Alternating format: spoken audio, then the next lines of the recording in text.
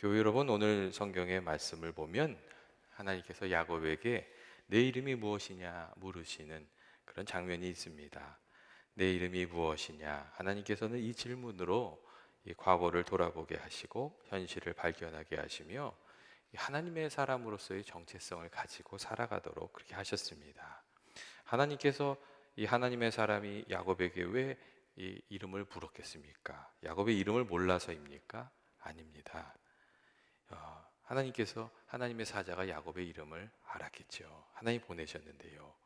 그런데 이 이름은 나 자신의 존재를 대표하는 것이기 때문입니다. 우리는 이름을 통해서 나를 드러내고 다른 사람을 이해합니다.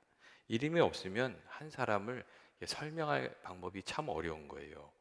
이름 아래 여러 사람의 어떤 사람에 대해서 경험하고 알게 된 것들을 하나하나 다 묶어서 그 사람을 설명하고 이해하게 됩니다. 이름이 바로 그 사람 자체가 되는 것이죠. 그렇기 때문에 사람들은 자기 이름을 귀히 여기고 또 이름이 더럽혀지는 것을 싫어합니다. 이름과 자기 자신을 늘 동일시하면서 살아가기 때문에 그렇습니다. 그래서 아이들이 태어나면 좋은 이름을 붙여주는데 그 이유는 그 이름과 같이 아름다운 삶을 살아가기를 원해서 그렇습니다. 예전에 제가 있던 교회에 그 안시성을 가지신 안태근 목사님이 계셨어요. 그런데 무슨 얘기를 하시다가 이제 그런 얘기를 하시더라고요. 아이들이 태어날 때마다 이름 짓는 게 너무 어렵다고 그런 얘기를 하시더라고요. 왜냐하면 성이 안시다 보니까 무슨 이름을 붙여도 좀 이상해지는 거예요. 믿음이라고 붙이면 안 믿음 이렇게 되는 거죠. 기쁨이라고 지으면 안 기쁨 이렇게 되는 거예요. 그래서 목사님이 좋은 이름 지어주고 싶은데 늘 고민이 된다고. 그래서 이름을 모호하게 지으시더라고요. 이 부모는 누구나 자녀들에게 좋은 이름 지어주고 싶고 그 이름에 걸맞는 사람이 되기를 원하는 것이지요. 그런데 우리가 성경을 보면 하나님께서도 그렇게 하시는 것을 우리가 알 수가 있습니다. 하나님께서 믿음의 사람을 세우시고 새로운 사명을 줄 때에 그 이름을 바꿔주시는 것을 알 수가 있어요. 예를 들면 아브람을 아브라함으로 바꿔주시는 거죠. 또 사레를 사라로 이렇게 바꿔주시는 거예요. 그 새로운 이름에 가지고 그 정체성에 맞게 살아가도록 이렇게 하세요. 예수님도 그렇게 하셨잖아요. 시몬을 베드로로, 베드로와 같은 믿음의 사람이 되기를 바라면서 그 이름을 지어주셨어요. 예전에 어느 목사님이 자기 이름을 예레미야로 바꿨어요. 그러니까 사람들이요, 약간 이렇게 한마디 했어요. 네가 선지자냐? 뭐 이렇게 비난 어린 말을 좀 했어요. 근데 그 답이 참 좋으셨어요. 그 비난을 듣는 그 목사님의 답이 참 좋으셨는데 뭐라고 얘기하셨냐면 성경을 읽다 보니까 그 예레미야와 같은 마음을 좀 가졌으면 해서 자기가 그렇게 지었다고 그렇게 대답을 하셨어요. 그러고 나니까 그 비난이 사라지고 말았죠. 우리들도 하나님께서 우리에게 주신 그 이름에 걸맞는 삶을 살아가야 하지 않습니까? 우리에게 성도라는 이름을 주셨으니까 거룩하게 살아야 하는 것이고, 하나님의 자녀라고 이름을 주셨으니까 그에 걸맞게 하나님을 사랑하고 하나님을 경외하면서 존중하면서 살아야 하고, 또 아버지 되는 하나님의 뜻을 추구하면서 살아야 되고, 하나님의 백성이라는 이름을 주셨으니 왕 대신 하나님을 합당하게 섬기면서 살아가야 하는 줄로 그렇게 믿습니다. 또한 요한계시록 2장 17절 말씀을 보면 특별한 말씀이 하나 있는데 이렇게 돼 있어요. 이기는 그에게는 내가 감추었던 만나를 주고 또 흰 돌을 줄 터인데 그 돌 위에 새 이름을 기록한 것이 있나니 받는 자밖에는 그 이름을 알 사람이 없느니라 하는 말씀이 있어요. 이게 무슨 말씀이냐면요, 우리가 믿음의 싸움을 싸우면서 살잖아요. 근데 이 하나님의 말씀을 붙들고 그 믿음의 싸움을 잘 싸워내면 하나님께서 잘했다 칭찬하시면서 그때 주실 영광의 이름이 있는 것이라고, 흰돌에다 그 이름을 새겨서 새 이름을 새겨서 줄 것이라고 그런 말씀을 하고 계세요. 그러니까 하나님이 우리에게 주신 이름이 있고 또 앞으로 믿음의 길을 잘 살아가면 주실 이름이 있고 그렇다는 이야기죠. 오늘 성경의 말씀을 보면 하나님께서 하나님의 사람인 야곱의 이름을 바꿔주시면서 그가 하나님 원하시는 삶을 살아가게 하신 것을 또 우리가 알 수가 있습니다. 야곱이 이 야곱에서 이스라엘로 이름이 바뀌면서 정말 그 변화된 삶을, 그 중심이 변화된 삶을 살게 되거든요. 이 야곱이 어떤 이름을 가지고 있었어요. 사실은 야곱이 그렇게 썩 마음에 들지 않는 이름을 가지고 살았습니다. 이 야곱이 태어날 때 그 형의 발뒤꿈치를 잡고 태어났잖아요. 그래서 그 모습을 보고 야곱이라는 이름을 지어줬는데, 이 야곱이란 말에는 취하는 자, 붙드는 자라는 의미가 있었고, 긍정적으로 말하면 이렇게 성취하는 사람이라는 의미가 있지만, 부정적인 의미가 훨씬 강했어요. 속이고 빼앗는 사람이라는 부정적인 의미가 강했어요. 그러니까 야곱이 자기의 이름을 어떻게 생각했어요? 지금 마음에 들지 않았을 것 같아요. 그리고 이 야곱이란 이름을 이렇게 생각하면서 쌍둥이인데 거의 같은 시간에 태어났는데 잠깐 늦게 태어났기 때문에 형 에서하고는 이렇게 비교할 수 없는 낮은 대우를 받으면서 살아가는 자신의 인생을 좀 속상하게 생각하면서 살았을 것 같아요.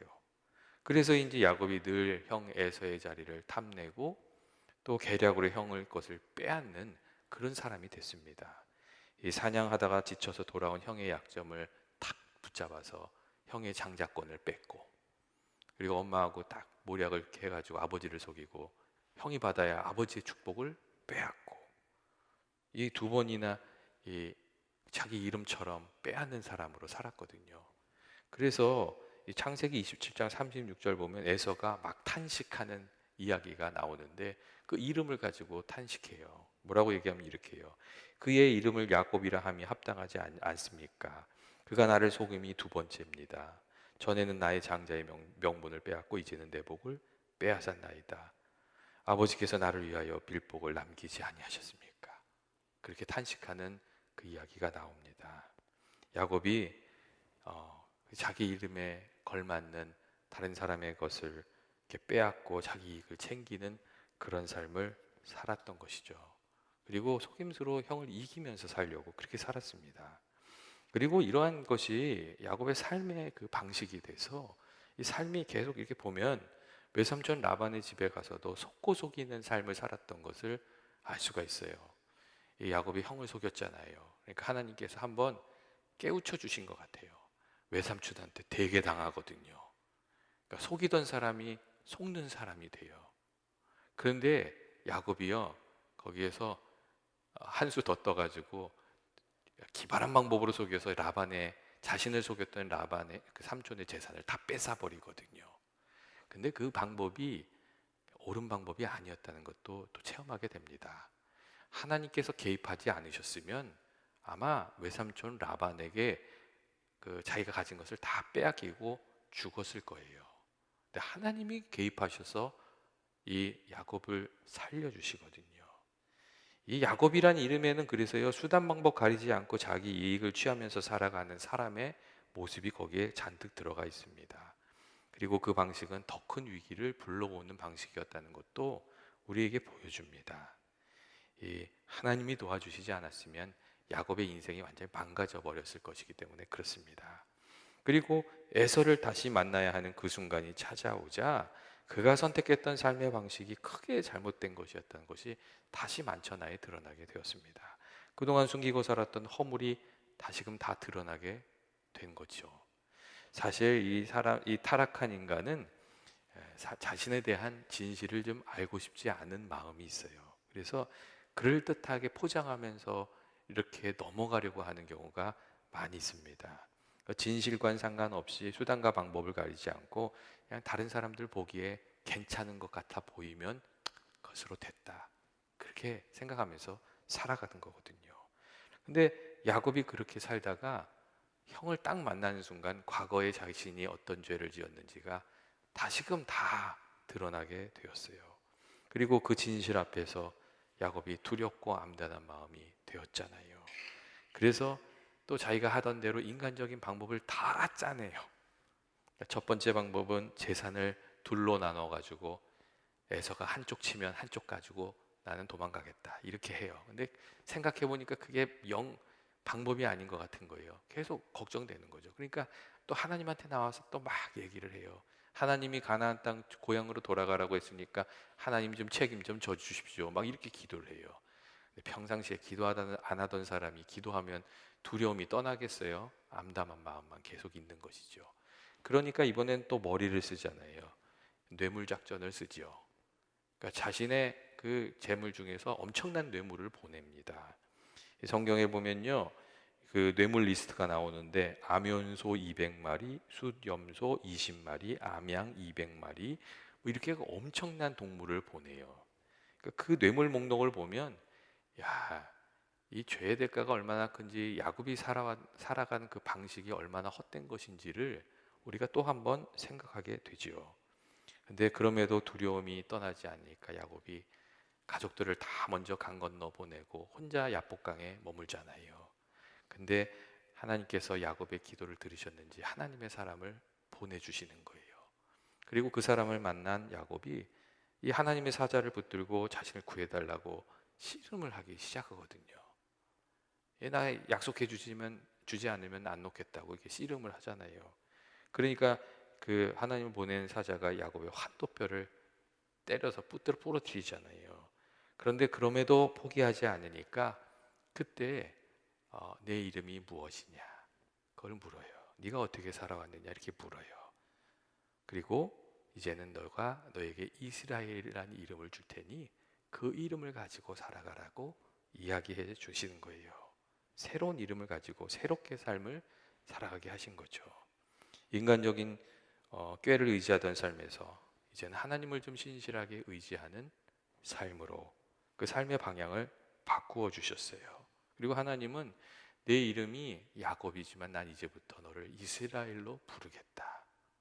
하나님을 의지하는 사람이라고 부르겠다. 그렇게 말씀하세요.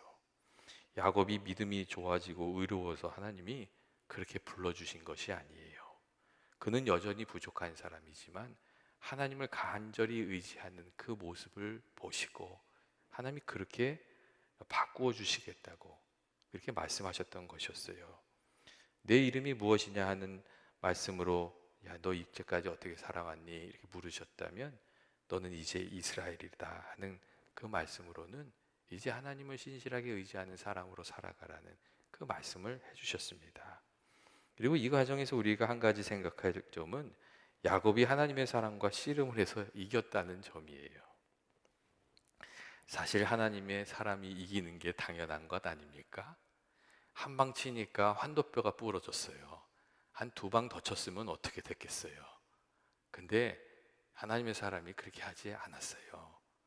야곱의 간절함을 볼 때까지 씨름을 같이 해준 거예요. 그리고 야곱의 간절함을 이렇게 확인한 다음에 져줬어요.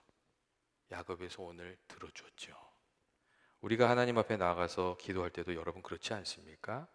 삶의 문제를 놓고 하나님께 씨름을 하듯이 기도하면 하나님께서 그 간절함을 살피신 이후에 우리에게 져주시는 거예요. 우리의 소원을 이루어 주시는 거죠. 인생의 답답한 문제를 해결해 주시고 도움이 되어 주시는 거예요. 하나님 우리를 사랑하시는 아버지이시기 때문에 그런 것이죠. 여러분 하나님께서 야곱의 이름을 바꾸어 주신 이후에 어떤 일들이 일어납니까? 하나님과 이 하나님의 사자를 만난 이후에 야곱의 마음이 먼저 변화가 돼요. 심히 두렵고 답답하던 마음이 담대한 마음으로 변화되었어요. 여러분 우리도 이 답답한 마음 가운데 막 기도하다가 하나님께서 은혜 주시면 갑자기 그 마음이 차분해지면서 담대해지는 경우를 경험하게 되잖아요. 아, 이 문제는 하나님이 도와주시겠다. 이 확신을 가지게 되면 담대한 마음을 가지고 기도의 자리에서 일어나게 되는데 야곱이 그 은혜를 받았던 거예요. 환도뼈가 부러질 정도로 간절히 매달렸던 이 야곱은 그 하나님의 은혜를 경험하고 소망이 가득한 아침을 맞이할 수가 있었어요. 또한 에서의 마음도 변화됐죠. 여러분 에서의 마음이 바뀌게 된 것은 엄청난 뇌물을 받았기 때문이 아니에요. 그가 만약 뇌물을 받기를 원했으면 아마 뇌물을 받고 돌아갔겠죠. 아니면 뇌물을 정말 그 재산에 욕심이 있다면 아마 야곱을 죽여버렸을 거예요. 그러면 뇌물보다 더 많은 재산을 빼앗을 수가 있는 것이거든요. 근데 이 에서가요, 야곱이 보낸 뇌물들을 다 스쳐 지나서 계속 야곱에게 왔어요. 그 말은 무슨 뜻이냐면요. 그 재물이 문제가 아니라 자신을 속였던 야곱에 대한 분노가 더 컸다는 이야기예요. 그런데 어떻게 되었어요? 야곱을 만났을 때 하나님께서 에서의 마음을 녹아지게 하셨어요. 하나님이 그 사람의 마음을 녹아지게 하셨다는 거예요. 쩔뚝거리며 자신 앞에 다가오면서 절하는 그 동생 야곱의 모습을 보면서, 나이든 그 동생 야곱의 모습을 보면서 그냥 에서의 마음이 녹아지게 하셨어요. 그래서인지 에서가 분노를 다 내려놓고 형제가 다시금 화해하게 되는 놀라운 일들이 일어나게 되었던 것이죠. 이렇게 생각해 보면 하나님께서 참 특별하게 일을 하고 계셨구나. 하나님의 귀한 역사를 우리가 또 여기서 발견하게 됩니다. 교회 여러분, 우리가 이렇게 우리들의 인생의 길을 가로막는 문제를 만났을 때 여러분, 우리가 어떻게 해야 되는 것입니까? 그 문제를 가지고 하나님께 나아가서 하나님의 도우심을 구해야 하는 줄로 믿습니다. 그리고 우리가 믿음의 선한 싸움, 기도의 씨름도 우리의 이 삶 속에 있어야 되는 것 같아요. 하나님께서 우리들의 간절함을 보시기 때문에 그런 것이죠. 그리고 그 간절함이 하나님께 닿으면 여러 가지 우리가 할 수 없는 일들, 풀 수 없는 문제들도 풀어지는 귀한 은혜가 우리에게 있는 줄로 믿습니다. 내 이름이 무엇이냐, 하나님께서 인간적인 방법으로 모든 문제를 풀려고 하면서 살았던 야곱에게 물으셨어요.